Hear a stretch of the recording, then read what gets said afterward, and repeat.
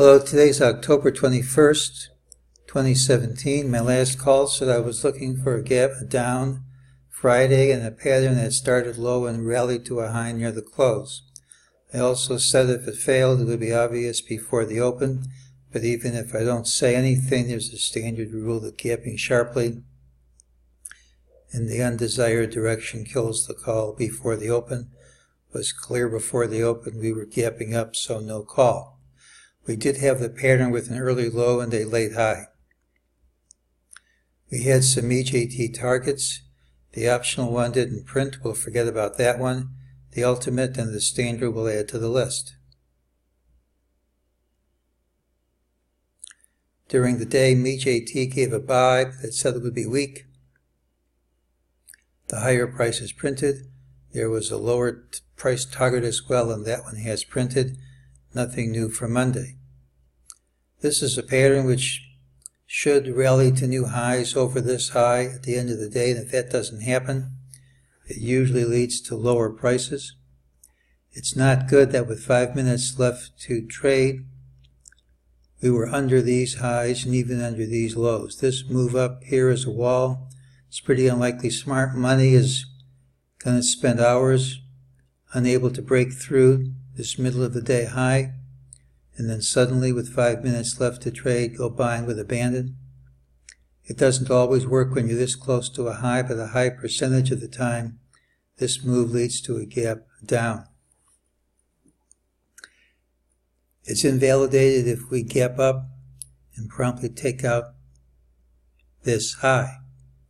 If we gap up, I think it could be a lot higher to go, but if we gap down, particularly if we gap down under this low, let's just say if we gap down, we look for lower prices, which may be satisfied immediately.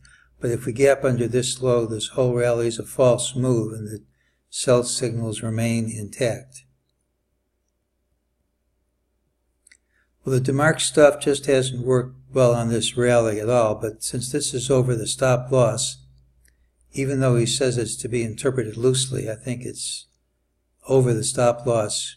If we go higher than this close by a tick, I think it's a failure of the pattern. It tends to fail in grand style. But if we gap down, we don't ever go over this. This break does not count, and the sells remain intact. We've been saying this is a 3 and not a 5-wave move. This is clearly an overlapping pattern. It's not a 5-wave pattern.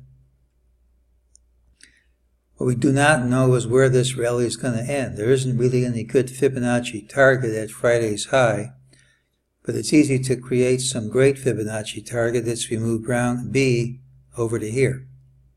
This isn't the only count. If you use this count, you can see at the high that wave brown C is a great Fibonacci target of brown A, that blue C is a Fibonacci target of blue A, and that purple C is equal to purple A.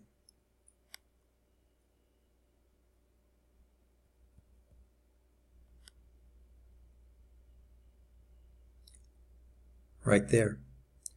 So if the high works, at least it makes sense.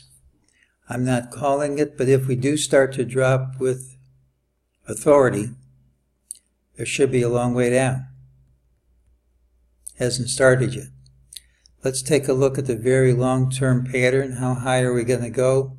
The trick somebody showed me a long time ago is to take wave 1, which started in March of 2009, set it equal to 23.6%.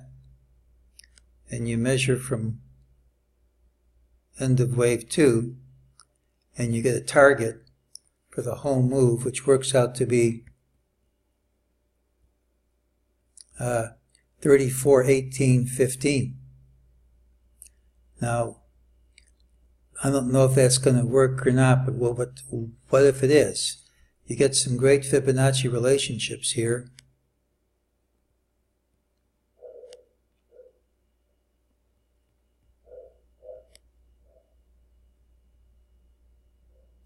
Now I don't know if this is the end of B of 4 or not, but if it is, and we set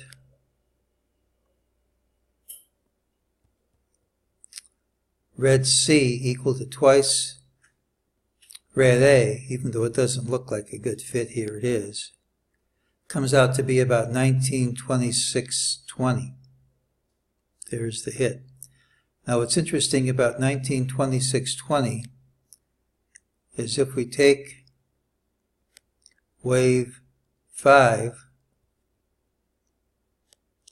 you'll see that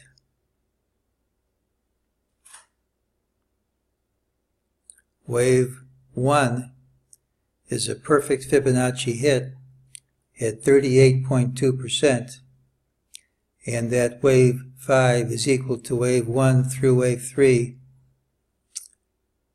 just about exactly. So if we were to drop to 1926 and rally to 34.18, would make for some great Fibonacci relationships if it topped from right here. So if we take out this high early, I think we've overcome strong resistance, and we've broken the DeMark sell signals, and the rules say we should go higher. If we don't take this out promptly, and there's a good chance we won't, probably at least 50% because of the wall and the failure, not counting the last 5 minutes, to go over this high or even these lows. If we gap down, a sell signal could still be active, and if we gap down under this low, it invalidates this whole move. It could be the start of something major on the downside. This price target isn't the only one that works, as I say, so I'm waiting for more evidence than we have. Only thing we're going to call for sure is if we do not take this out promptly, we should see lower prices Monday, and that's today's call.